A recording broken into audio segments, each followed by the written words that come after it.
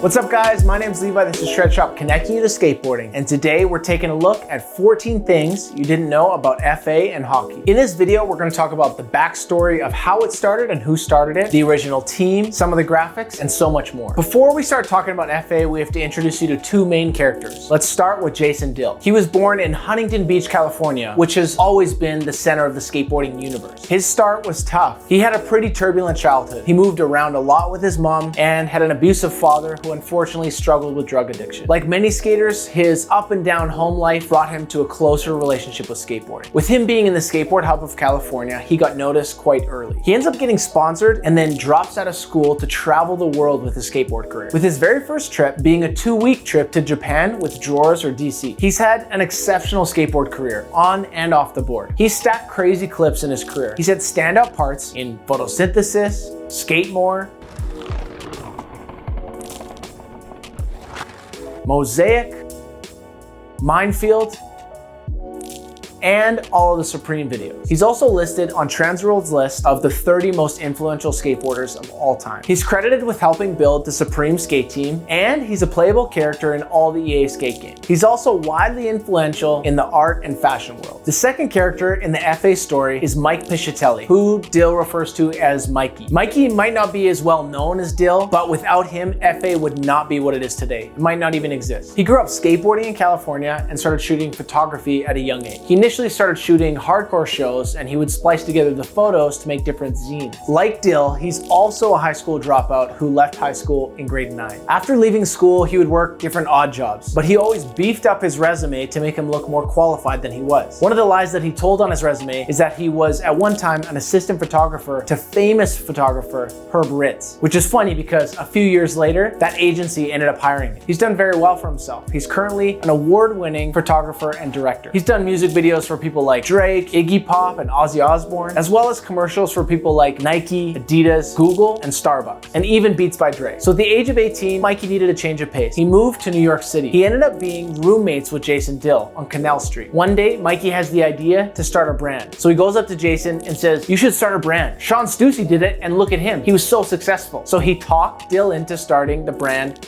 Dill. So they decided to make some shirts. And James Jebbia, the founder of Supreme, loved the brand so much, he decided to pick it up and put it in his store in New York and Japan. The thing is, the brand was kind of comedic, and all of the designs came from the mind of Jason Dill. After a short while, Jason goes up to Mikey and says, "Listen, I want to change the name of the brand. I don't really love that it's named after me." Mikey goes, "Okay, let me hear you out." Jason says, "I want to call it FA." Mikey says, "That is the stupidest name I've ever heard." Needless to say, he somehow convinced him, and the rest is history. We got the name. Mikey said in a GQ interview that he started sketching out the idea of the logo on a napkin, and he took inspiration from the Hulkmania logo and the Misfits. As we mentioned before, James Jebbia from Supreme was a huge supporter, and a lot of the brand came from the creative mind of Jason Dill and his artwork. One of the notable graphics from that time was the Raise Your Hand shirt they made. This shirt featured a bunch of different dictators. The story goes that Dill found an Amnesty International poster in the garbage. He pulled it out, threw an FA sticker on it, and decided he really liked it, so he put it on a shirt. This was the beginning of us seeing that they always towed the line. There was some cultural tension in most of their graphics. It has a little bit of that old World Industries vibe where it doesn't shy away from controversy. At this time, with the brand being in Supreme, a lot of celebrities start wearing it. One of the more notable ones at the beginning was Kanye West wearing the all-over print FA hoodie. It made the brand pretty well blow up at the time, which kind of caused Dill to pull back because he's always said that he hates streetwear. At this time, they take a step back from the brand a little bit. Jason Dill is staying in New York, skateboarding, and partying pretty hard at the time, and Mikey decides to move back to LA to focus on his film and directing career. Shortly after that, Dill kind of slips into a dark place where the drugs and the partying kind of start to take over. There's a time in there where Dill was puking out blood all over his apartment after a heavy time of drug use, and he ends up getting rushed to the hospital with an ambulance, and that pretty much saved his life.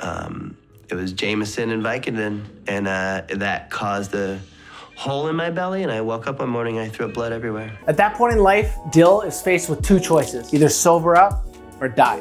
and they were like, you had a gastric hemorrhage, you gotta cut this shit out, you're gonna die. He decides to move back to California to sober up and clean up a little bit. He ends up moving in with his longtime friend and teammate, Abe. Living with Abe was a positive step for Dill because Abe was a few years ahead in his journey of sobriety. Around this time, Alien Workshop drops their legendary video, Minefield, which was produced by Greg Hunt, and Abe and Dill both have parts in it. Anthony Van Engelen, or Abe, needs no introduction. He's a legend with standout parts in the DC video, Photosynthesis, Minefield, and even had curtains or last part in the Vans propeller video, which landed him Thrasher Skater of the Year in 2015. He had multiple pro shoes for DC and then came along and became the head pro for Vans. In recent years, Abe dropped a shoe with Vans that changed the game forever. If you haven't skated his most recent shoe, you have to, it's really good. So at this point, our three main characters are all in California at the same time. After the success of Minefield, Rob Dyrdek buys Alien Workshop from Burton in 2012. But after just 20 months of ownership, Dyrdek decides to sell the brand to a company called Pacific Vector Holdings. Around that time, Pacific Vector Holdings was doing some weird stuff with the brand. So Abe and Dill had a conversation and decided it was probably time for them to leave. But it wasn't an easy choice for these guys. Dill said in an interview that when he left the brand, it felt like he was moving out of his parents' house because he had ridden for the brand for 15 years. He was really close with Mike Hill and Chris Carter, who were the founders of Alien. This was obviously a huge blow to Alien at the time because Dill and Abe were a big part of the brand and the identity. So then on May 1st, 2013, Dill and Abe announced publicly that they're leaving Alien with a handwritten note, thanking Dyrdek, Carter, and Hill for everything they'd done for them. From there, Dill, Mikey, and Abe joined forces to start FA Boards. When they start the brand, they start it with two pros, Dill and Abe, but they also bring on a bunch of young kids to the team who were all unknown at the time, but were working on filming a video called Cherry with Supreme. We're talking about kids like Tyshawn, Nakel, Sage, Sean Pablo, Kevin Bradley, and Aiden Mackey. You look now at where those kids have grown up and who they've become, and that's a testament to the eye that Dill has for young talent and building a strong team. In 2018, Tyshawn let out a part in the Supreme Bless video, which landed him Thrasher Skater of the Year that year. If you guys like our videos and the content we're putting out, make sure you guys like, subscribe, and comment. And if you're following us on other platforms, it's at Shred Shop or me at Levi Switzer. That first drop of boards had two pro boards, Dill's and Abe's. The graphics were these young photos of them from grade school, and it had the logo underneath. We now know these as the class photo boards, and every pro that they put on the team now gets one of these boards as their first board. These are almost a collector's item if you're buying FA boards. They've also done the class photo series board for a few different guests. When the boards dropped, they looked extremely unique on the wall. They had a unique board shape with kind of a shovel nose and tail that they're well known for now. They even had really premium finishes that we didn't see with other brands, like embossing on the graphics, split dye veneers. They even had hologram graphics on the bottom. All these processes made them stand out so much on the board wall, but it also meant that a lot of other brands ripped them off pretty quickly. Pretty soon after launching the brand, their ex-teammates Kevin Turpening and Dylan Reeder leave the workshop. Kevin Turpening is the first person to join the pro ranks at the brand, and he's the first other than Abe and Dill to get the class photo series board. With Dylan Reeder joining FA in 2014, it just made sense because he grew up skating and looking up to Dill and Abe most of his life. And almost immediately after he joins the team, Supreme Cherry comes out. And we gotta say, he has the best clips in that video out of anyone. He had legendary parts in his career. Parts like a cinematographer project, Minefield, A Time to Shine, and his standalone Gravis part called Dylan. When Dylan was on FA, he was at the height of his career, and he was a massive part of the brand. And then in 2016, Dylan passed away tragically due to complications with leukemia, surrounded with his family and friends. After his passing, his family and friends formed the Dylan Reeder Foundation, where they raise money for people fighting cancer. All of the funds go to the City of Hope Cancer Center. There's a link below if you want to share or donate. Dylan left such a huge imprint in skateboarding, and we can confidently say that no pro ever has left such a huge impact in such a short amount of time.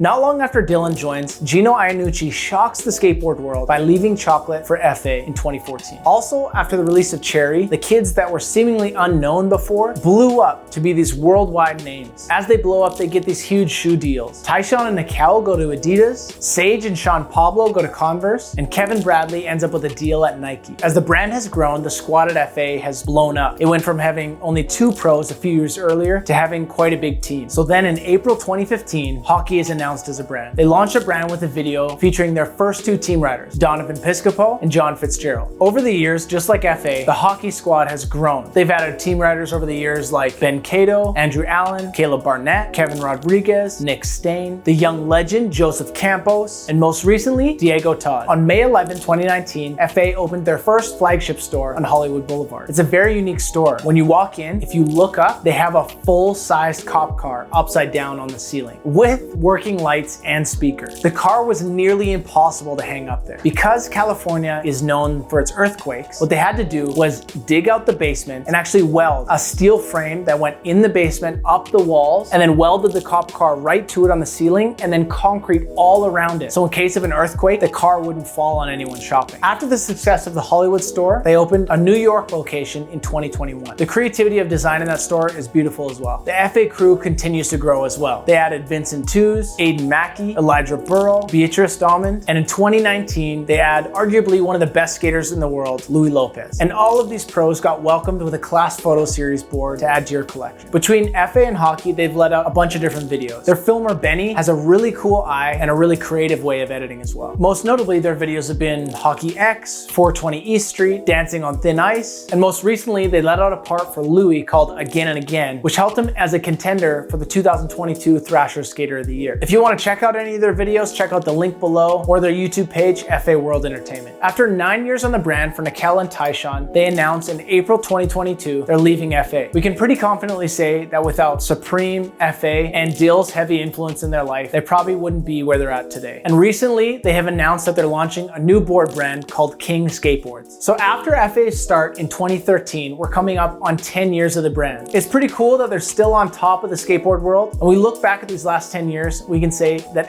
FA has been a huge part of skateboarding. You can see their influence everywhere, especially when it comes to fashion, artwork, and board shapes. There's a lot of brands out there that probably wouldn't be where they're at today without FA.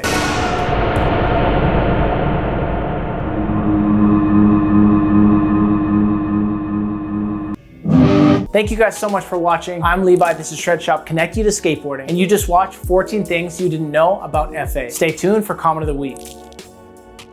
Oh, we got a spicy one for you guys. It was on our chocolate twin tail deck video. It's from a guy that I've never met. His name is Nigel's Buttocks. He says, you know what else is symmetrical on both sides? Both of my butt cheek tats. And you know what? Symmetry is a beautiful thing.